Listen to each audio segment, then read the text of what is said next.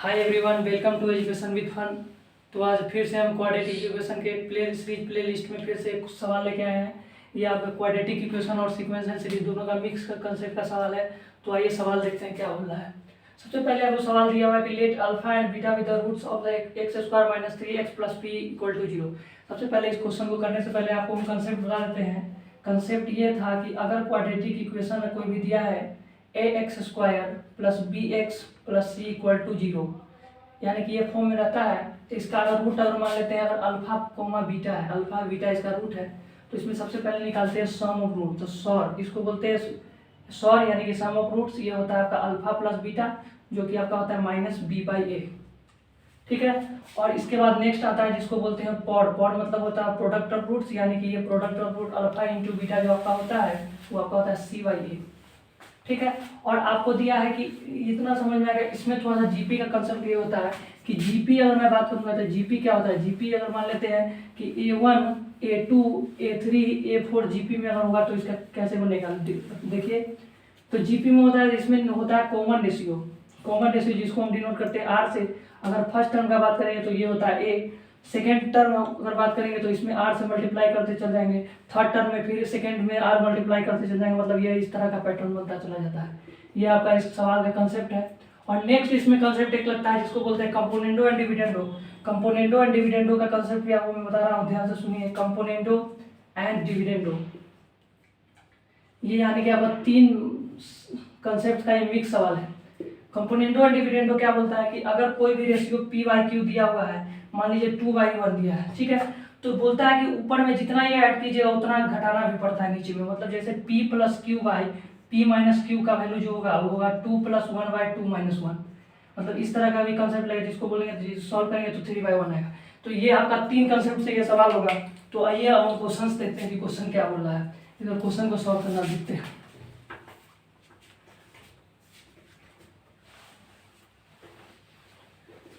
ठीक है, क्वेश्चन आप देखते हैं।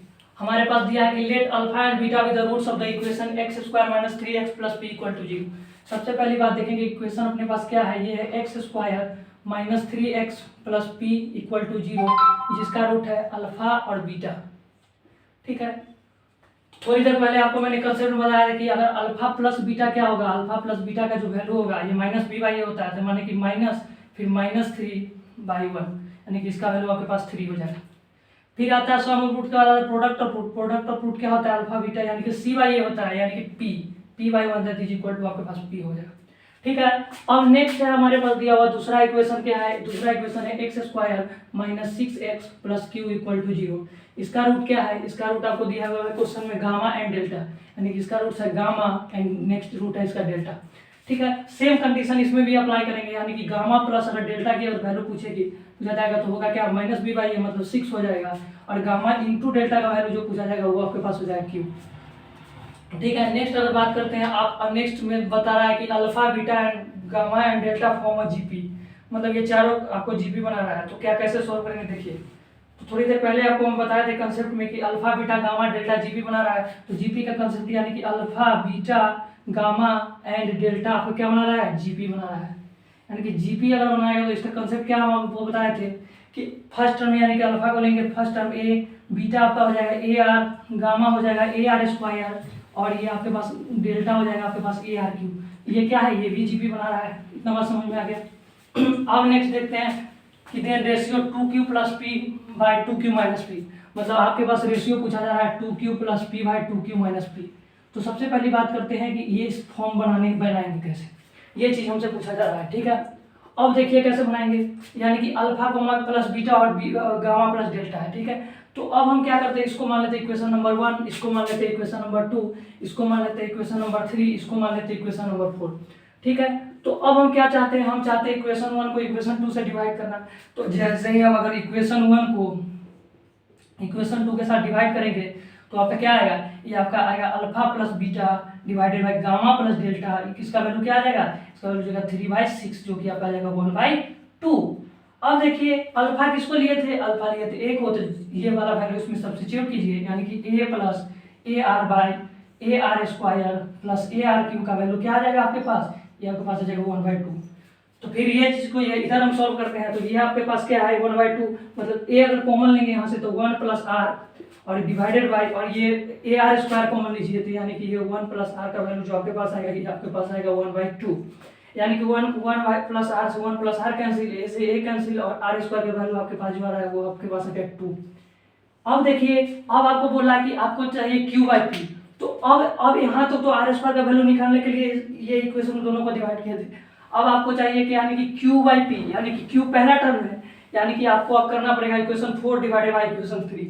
तो देखिए कैसे डिवाइड करते हैं, अब यहाँ करते हैं, आपको अगर मान लीजिए इक्वेशन 4 डिवाइडेड बाय इक्वेशन 3 करते हैं। अब देखिए इक्वेशन 4 में क्या है, आपका Q वाला टर्म इसलिए डिवाइड कर रहे हैं क्योंकि Q ऊपर है और P नीचे है, ठीक है। तो आपका इक्वेशन 4 में क्या है, गामा इंटू डेल्टा और डिवाइडेड बाय आपके पास ये है अल्फा बीटा, इसका वैल्यू आपके पास दिया है Q/P, क्योंकि इसमें क्या कर रहे थे, इसमें डिवाइड कर रहे हैं। अब देखिए इसमें डिवाइड करेंगे तो अब क्या आएगा, उसके बाद सबके जगह वैल्यू सब्स्टिट्यूट कीजिए, तो वैल्यू सब्स्टिट्यूट करते हैं तो देखिए क्या होगा।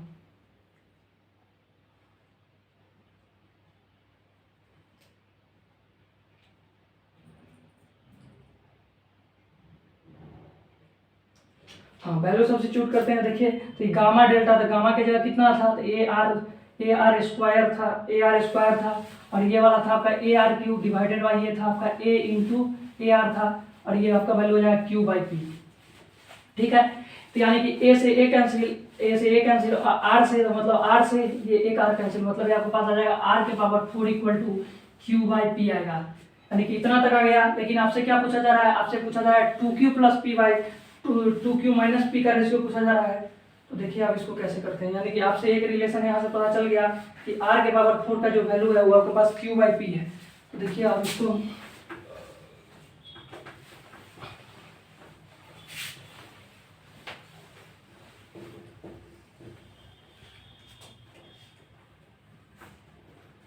ठीक है, अब आपके पास आ गया था वहां से R के पावर 4 का = Q/P आया था, ठीक है।